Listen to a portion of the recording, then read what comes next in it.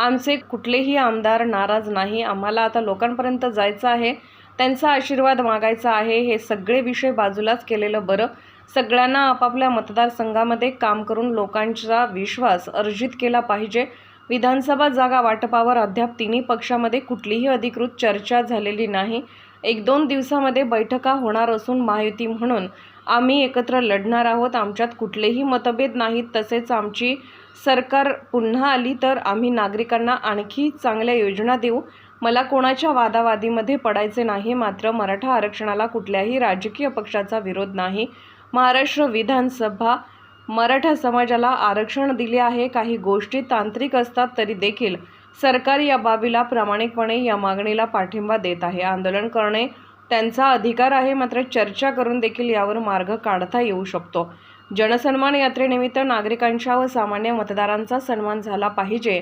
सरकारने जनसामान्यांसाठी ज्या चांगल्या योजना दिल्या आहेत त्याची माहिती असली पाहिजे आणि राजकीय पक्ष म्हणून लोकांपर्यंत पोहोचणे ही आमची जबाबदारी आहे। लोकसभेमध्ये आपण टॅग केला होता की आपल्याला जागा नाही मिळत, मात्र येणाऱ्या विधानसभेमध्ये गोंदियाला तरी मुख्यालयामधून राष्ट्रवादीला जागा राहील, जसं काँग्रेसनं असं आहे की अजून आमची अधिकृत चर्चा म्हणजे चर्चा चालू आहे। तिन्ही पक्षांतर्गत आम्ही एकमेकांशी बोलत आहोत, पण आता अधिकृत चर्चा आता आज गणपतीचा शेवटचा दिवस आहे, त्याच्यानंतर आमची 1-2 दिवसामध्ये बैठका सुरू होणार आहे आणि मला कुठेही वाटत नाही की तिन्ही पक्षामध्ये कुठेही मतभेद होणार आहे। व्यवस्थित लढायचं आहे। महायुती म्हणून महाराष्ट्राच्या जनतेला हे भरोसा द्यायचा आहे की आम्ही जे केलेलं कामं आणि यापुढेही अशी चांगली लोक अभिमुख जे योजनाही आहे त्यांना चालू ठेवण्यासाठी आणि वाढवून घेण्यासाठी मुख्यमंत्री परवाही बोलले की आम्हाला सत्ता मिळाली तर आम्ही आणखीन जे योजना दिली त्यामध्ये भर देऊ, आणखीन चांगलं काही करू। हे सगळं करण्यासाठी लोकांच्या आम्हाला साथ पाहिजे, हे विनंती करण्यासाठी आम्ही लोकांपर्यंत जाणार। मनोज जरांगेंनी पुन्हा एकदा आंदोलन सुरू केले। सरकारला गुडघ्यावर टेकवल्याशिवाय सोडणार नाही असं म्हटलं आहे। असं आहे की मी कुठल्याही वादावादीमध्ये पडू इच्छित नाही। एवढंच म्हणेल की जे मराठा समाजाची जी मागणी आहे त्याबद्दल कोणाचाही कुठल्याही राजकीय पक्षाचा विरोध नाही। महायुतीमध्ये पण आम्ही त्यांच्या पाठीशी उभे आहोत। महाराष्ट्र विधानसभानी मराठा समाजाला आरक्षण दिलेलं आहे। सरकारने त्यामध्ये योग्य पाऊल उचललेले आहे। आता हे सगळ्या काही गोष्टी तांत्रिक पण आहे, सगळ्यांना माहीत आहे, तरी देखील सरकार प्रामाणिकपणे या मागणीला पाठिंबा देत आहे आणि त्यामुळे आता ठीक आहे। आता कोणाला काही म्हणजे आंदोलन करायचे असेल की काही दुसरं काही वेगळं मार्ग स्वीकारायचं असेल त्याच्यासाठी तो आता लोकशाहीमध्ये सगळ्यांना मार्ग उघडा आहे।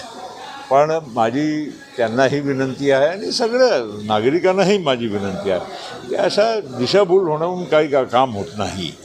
उलट संवाद करून चांगलं काहीतरी व्यवस्थित चर्चा करून मार्ग निघू शकते। महामंडळाचे होणार आहे, कधीपर्यंत होणार आहे, काय सांगा कधीपर्यंत? जनसन्मान यात्रा आम्ही अख्खा महाराष्ट्रामध्ये काढलेली आहे आणि नागरिकांच्या सामान्य मतदारांचा सन्मान झाला पाहिजे।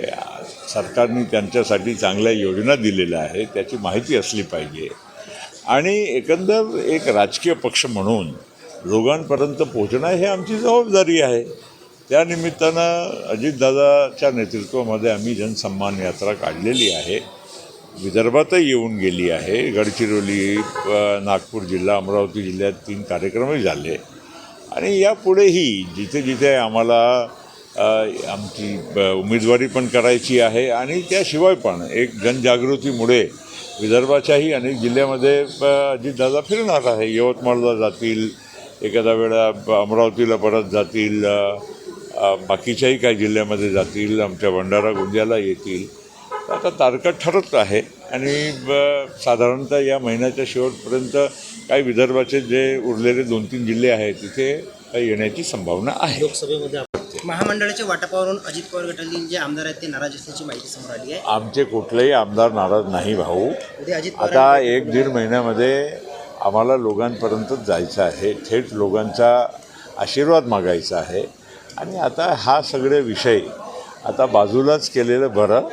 आता सगळ्यांनी आपापल्या मतदारसंघामध्ये काम करून लोकांचा विश्वास अर्जित करण्यासाठी काम केलं पाहिजे. आचारसंहिता बहुतेक लागणार असे मुख्यमंत्री म्हटलं की पुढच्या महिन्यात.